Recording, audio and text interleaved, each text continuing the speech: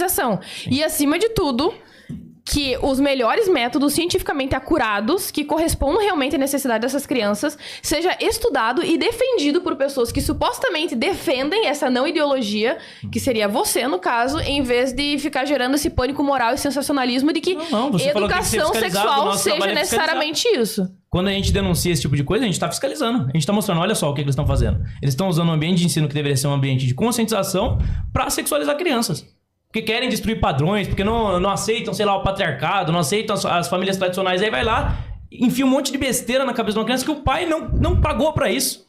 O rico, ele consegue pagar uma escola particular, colocar o filho dele no tipo de escola que ele quer. O pobre não, o pobre paga imposto pra caramba, é obrigado a mandar o filho pra uma escola pública, vai lá, destrói a cabeça do filho dele. Mas, Lucas, tu não acha que existem pais que simplesmente são ignorantes e o tipo de opinião que eles têm sobre as coisas são erradas em relação à realidade? A gente pode usar, por exemplo, um pai que tu entenderia como um pai woke. E se ele acreditasse que o filho dele não pode aprender inglês porque é uma língua colonialista imperialista?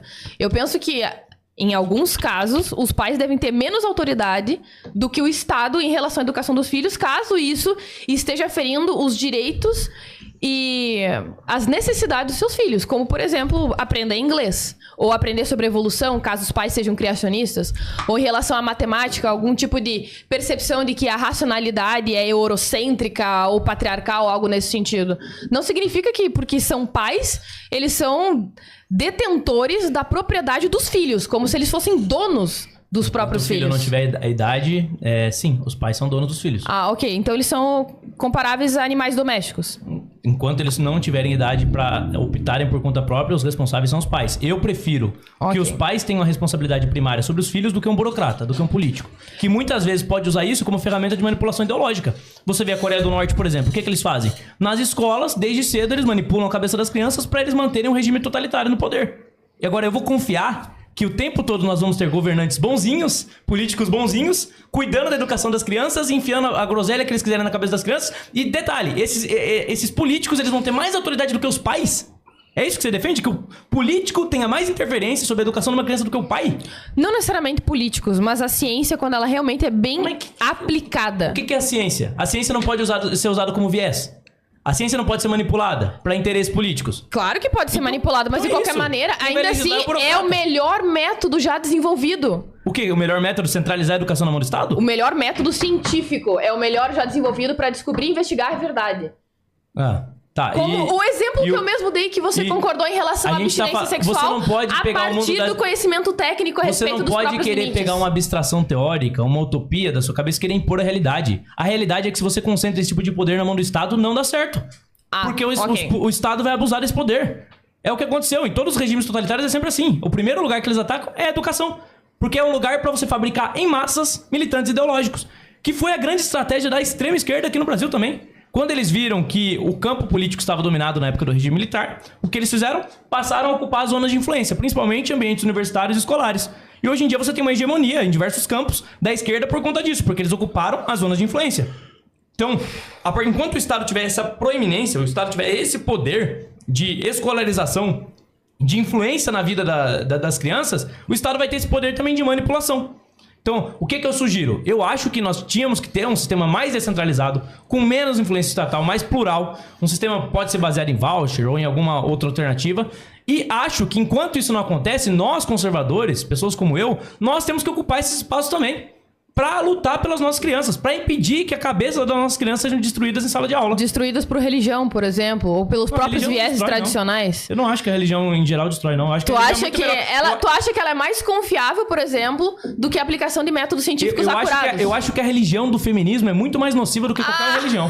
Eu acho que a religião do feminismo é infinitamente mais nociva. Tu tá misturando uns assuntos um em cima do outro, tenta manter um pouco de foco. Não, você que tá fugindo. Você veio falar de religião, a gente não tá falando de religião. Eu tô falando que as religiões, elas influenciam também a mente dos pais, que por conseguinte vão afetar a cabeça das crianças. Ainda bem, eu acho que uma criança tem que ser criada desde cedo na igreja. Inclusive sobre todos os viés religiosos e ideológicos correspondentes, que inclusive não correspondem com o método científico. Sim, porque Ok, essa é a resposta que eu queria de você. Não corresponde com o método científico? Quem diz que religião é oposta à ciência? Eu não estou dizendo que é oposta, mas que muitas vezes ela vai influenciar e entrar em conflito. Quando? Criacionismo, por exemplo. Criacionismo, não necessariamente... Você sabe que existem 4... É um exemplo. Existem no mínimo 4 posições diferentes acerca da criação da humanidade dentro do cristianismo? Sabe disso?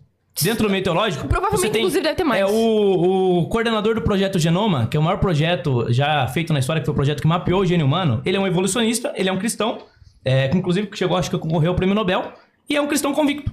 E mesmo assim acredita na evolução. Ou seja, você está colocando coisas que, na sua opinião, necessariamente são incompatíveis e não são. Então, assim, não faz sentido isso.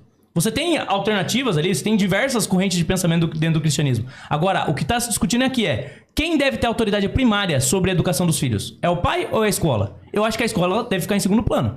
Eu acho que a escola deve trazer ali os conteúdos programáticos, deve ensinar a ler, escrever, deve trazer matemática, alguns conteúdos básicos e gerais. Agora, quem vai transmitir valores para os filhos, isso deve ser por capacidade dos pais. Se você tira isso dos pais, você está dando um poder ilegítimo para o Estado. Tu não acha que existem casos em que os conflitos de valores das famílias e das escolas, a escola, ela pode ser, em alguma medida, uma saída, uma alternativa contra a autoridade dos pais que talvez esteja errada? Por exemplo, lidar com homossexualidade, por exemplo. Porque se a gente estiver falando de um cristianismo mais tradicional, se entende que é enquanto pecado, certo? Ou que tu não deveria andar com determinadas pessoas. Ok.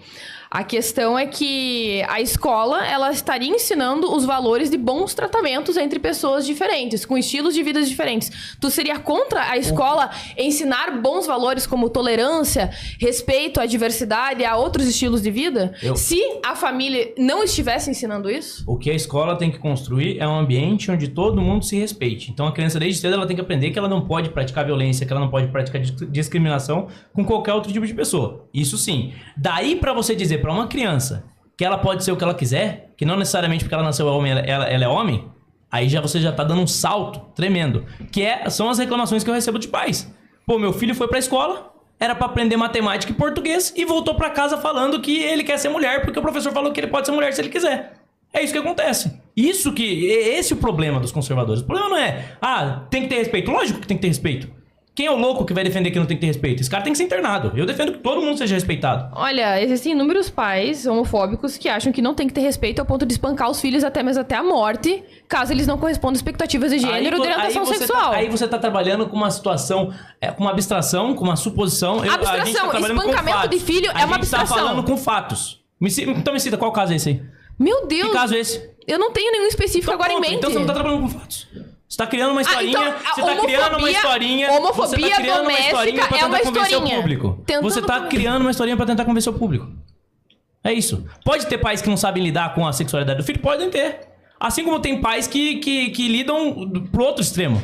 Tem pais que muitas vezes vão criar o filho sem os padrões de sexo adequados e por conta disso os filhos vão ter problema lá na frente. Se a escola tem estudos que mostram isso. Se a escola fosse realmente bem preparada e não ideologicamente aplicada, nós poderíamos resolver esse tipo de embate, como por exemplo em relação à educação sexual, tanto quanto o respeito, e que pode em algum momento entrar em conflito com os valores dos próprios pais. É esse meu ponto.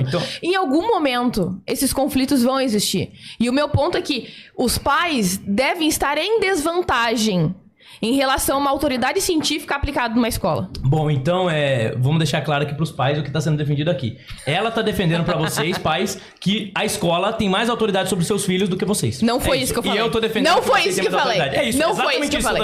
Eu falei que cientificamente os pais estão em desvantagem. E o que é cientificamente acurado deve ser aplicado nas escolas, mesmo se estiver em conflito com os valores dos pais. Porque Ou seja, se um psicólogo chegar à conclusão de que, na verdade, sexo é uma construção social e etc, e ele quiser ensinar isso pro seu filho, você não vai poder dizer não.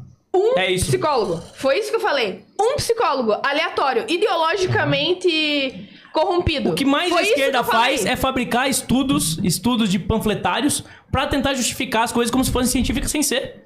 Teoria de gênero nada mais é do que isso. Teoria de gênero é apenas uma abstração teórica sem fundamentação nenhuma na realidade e que muitas vezes coloca em prejuízo, inclusive, mulheres que você diz defender. Então, a gente pode entrar aqui no... a gente já tá nesse assunto aí. Só falar pra vocês aqui, o clima deu uma esquentada de verdade aqui. Vocês querem já partir pra um próximo tema que vocês escolheram ou pode ser um tema nosso aqui? Pode ser de vocês. Eu queria que vocês dois comentassem, tá? Primeiramente a Selva e depois o Pavanato sobre isso. A gente tá aqui com o caso do Alexandre, que tá tendo um grande... enfim, uma reviravolta nacional, né? Tá todo mundo acompanhando